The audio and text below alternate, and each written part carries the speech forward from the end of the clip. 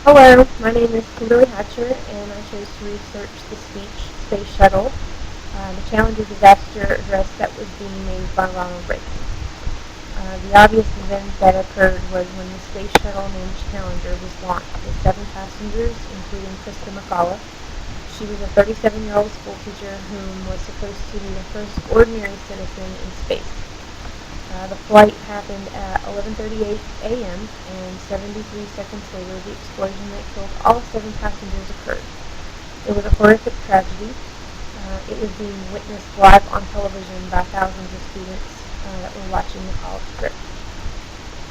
In my opinion, the speech is considered great because Reagan said that the future doesn't belong to the faint-hearted, it belongs to the brave. We will never forget them, nor the last time we saw them this morning as they prepared for their journey and waved goodbye, and then they slipped the surly bonds of earth to touch the face of God. The audience that he was addressing was the entire nation.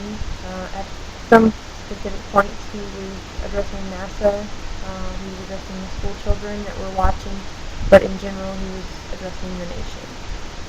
Um, I started in the middle of the speech because it was kind of long.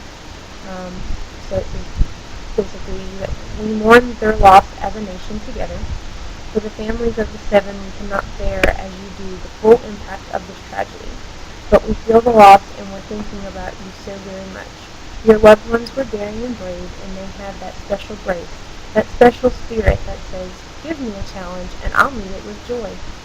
They had a hunger to explore the universe and discover its truths. They wished to serve, and they did. They served all of us. We've grown used to wonders in this century. It's hard to dazzle us, but for 25 years the United States Space Program has been doing just that. We've grown used to the idea of space, and perhaps we forget that we've only just begun. We're still pioneers. They, the members of Challenger crew, were pioneers. And I want to say something to the school children of America who are watching the live coverage of the shuttle's takeoff. I know it's hard to understand, but sometimes painful things like this happen. It's all a part of the process of exploration and discovery. It's all a part of taking a chance and expanding man's horizons. The future doesn't belong to the faint-hearted. It belongs to the brave. The Challenger crew is pulling us into the future and will continue to follow them. I've always had a great faith and respect for our space program, and what happened today does nothing to diminish it. We don't hide our space program. We don't keep secrets and cover things up. We do it all up front and in public. That's the way freedom is, and we wouldn't change it for a minute. We'll continue our quest in space.